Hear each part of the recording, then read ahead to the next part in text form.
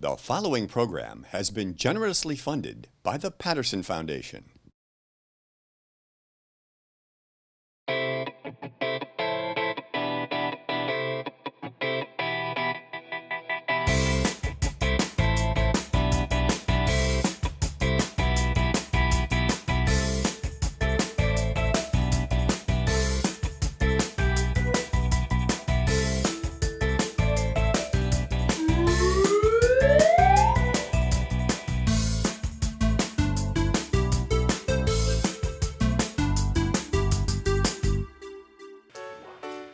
Hello there. Welcome to this episode of This Book is Cool. My name is Beth Duda, and I'm the director of the Suncoast Campaign for grade level reading. Today we have a wonderful book to share with you. It's called My Great Aunt Arizona. And we have a guest who's going to tell us all the reasons why she thinks this book is cool. With us today is Amanda McNary. Hi, Amanda. Hi, Beth. Thank you so much for having me. I'm happy to have you here for this book, My Great Aunt Arizona. One of the things about the book that I really like is that Arizona is a teacher, and one of the things about you that I really like is that you are a teacher. So it made sense that you would be here to talk with us about this wonderful book. So for children who are not lucky enough to have you as their teacher, can you tell us where you teach? Yes, I teach at Alta Vista Elementary School in Sarasota, and I teach science for the entire grade, for the entire school, for K through 5. That's a lot of children. Yes, it is. Could you tell me one of the reasons why you think this book is cool?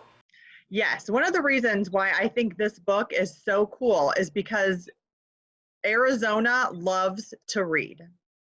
She reads so much and she reads all of the books at her school and then has to travel to another village in order to get more books. Aunt Arizona was a good inspiration. She read so many books that she became a very knowledgeable teacher. Yes. I also liked the idea of a woman's name being Arizona. Yes. I love that too. And I loved how she was named by her uncle because of the beautiful state of Arizona and the beautiful land that was out there, or that still is out there. Her uncle saw, the land of Arizona as being beautiful, and he thought that she as a baby was beautiful, and so they named her that. Do you know how you got your name, Amanda? I do. I was actually named after one of a favorite character of my mother's from her favorite show. So she loved the name Amanda and gave it to me. Wonderful. Well, when I was born, my parents were hoping that I was going to be a boy, and they had selected the name Stanley for me. And I'm very grateful that they didn't follow through on that. When they found out that I was a girl, they named me Elizabeth instead, and now I go by Beth. But it would have been very unusual, I think, if they had stuck with the plan and given me the name Stanley. Yes, it would have. Yes. So yes, I think it's a good thing that they named you Elizabeth. I also liked about this book that it was based on a real woman, that this author, her great aunt was really Arizona. And she wrote this book all about her. And one of the unusual things about the book is talking about the school that Arizona first attended. Can you tell us a little bit about that school and how it's different than the school you teach in? Yes, the school that Great Aunt Arizona grew up in was only one room, which I think would be very difficult. So all the students had to read their lessons in that one room, which I would think would be pretty noisy. So it's a little different today. So I do teach class in one room, but instead of all the students coming to me at the same time. We have shifts, and of course we do it by grade levels, so it's a little easier to manage. I think it would be very unusual to be a third grader or a fourth grader and to have kindergartners in your same room and first graders and even high school students in the same room, everybody learning something different at the same time. Yes, diversification was definitely in play, when Great Aunt Arizona was growing up, because you would have to teach and meet the students' needs, individual needs, every day. So yes, that's a challenge that even today teachers I face and other teachers do as well. It also mentioned that she stayed a teacher for 50 years. So all of those changes that she saw during her career as a teacher must have been quite remarkable. Yes, being in this new venture that we're doing this year, and with school being out for, unexpectedly, teachers today are going to have to also be able to see a lot of different changes and implement those changes as we move forward through online learning. So she definitely is an inspiration to us, because was able to teach and persevere for 50 years. And like you said, see so many different changes. And so she's someone that I can look up to as well and be inspired to continue teaching. I also liked the idea of what an inspiration Great Aunt Arizona was to all of her students.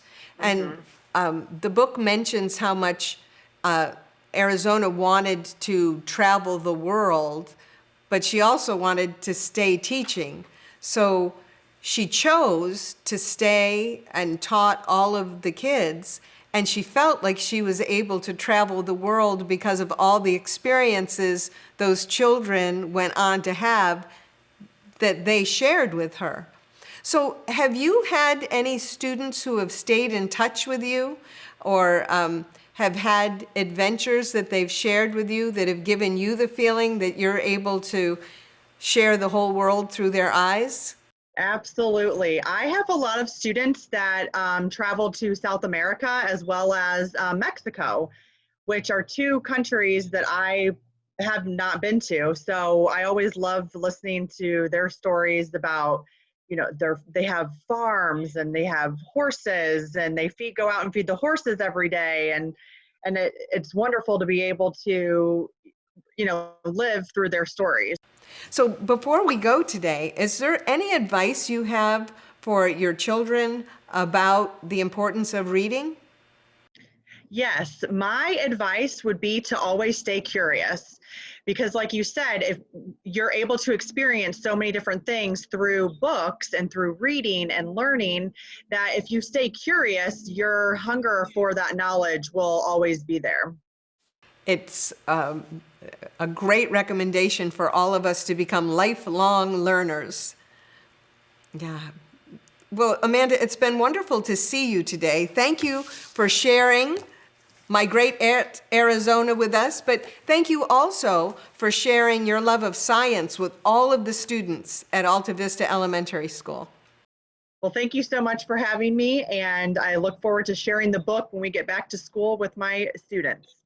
Excellent. Good to see you. Bye now. Bye. Have a good night. It was fun to have a chance to visit with Amanda McNary. She's the science teacher at Alta Vista Elementary School. So that's teaching one subject. But this book, My Great Aunt Arizona, Arizona had to teach every subject in a one-room schoolhouse. There are some great pictures of Arizona when she was just a little girl, when she loved to read. One of the things they talk about is how she wore long skirts with a white apron and high button shoes. Now I'm sharing that with you because you'll see as Aunt Arizona got older, after she had taught for 50 years, look, She's still wearing long dresses and white aprons, and she still has on high-button shoes. It was something she was known for. Great Aunt Arizona shared an awful lot of her passions with the children that she taught. And just imagine the number of children she taught when she taught for 50 years. They had a wonderful tradition at her school.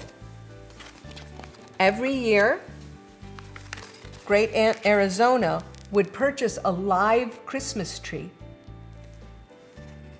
and they would plant the tree in the schoolyard.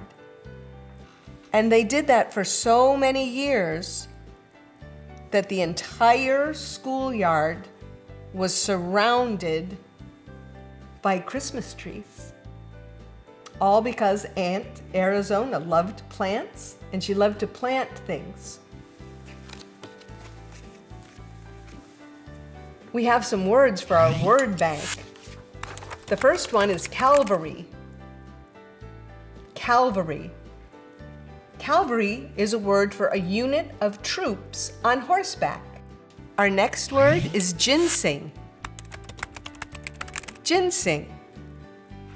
Ginseng is a short, slow-growing plant with fleshy roots, and it's believed to be able to restore well-being, kind of like a medicine. Great Aunt Arizona used to love to make ginseng tea, and she would drink it and say that it made the whole world seem a little bit better. Another word for our word bank is the word blab. Blab. Blab means to talk thoughtlessly. Have you ever heard of someone who's just talking and talking and talking and talking, and it doesn't seem that they really even know what they're talking about? We say that person is just blabbing. Blab. To talk thoughtlessly. The next entry for our word bank is really two words. Square dance. Square dance.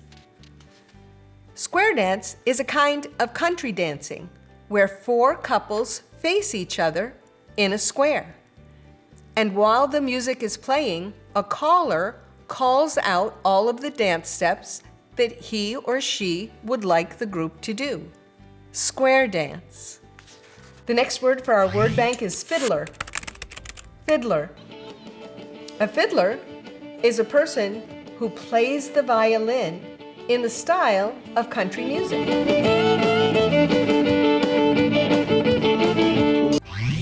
The last word for our word bank is the word sap. Sap. Sap is the fluid, chiefly water-like substance that comes out of a tree. Our activity today has to do with plants. Plants were something that our great Aunt Arizona loved, and I'm hoping you love them too. You can plant plants in your yard. You can also plant plants in a cup. This is an example of a plant that was planted in a cup that can rest right on a windowsill. Now, when you plant plants, you have to make sure that they have exposure to sunlight and water. If you grow some plants, we would love for you to send a picture of them to us at connect@gradelevelreadingsuncoast.net. That's connect@gradelevelreadingsuncoast.net. We hope that you also might come up with an idea for your own episode of This Book is Cool. Tell us the title of the book and the author, and 4 or 5 reasons why you think this book is cool. Send along some suggestions for additions to our word bank. And think of an activity that relates to the book in some way. It was wonderful to have you with us today. We look forward to sharing more books with you in the coming weeks. Remember, reading is the key to succeeding. So keep reading. Bye for now.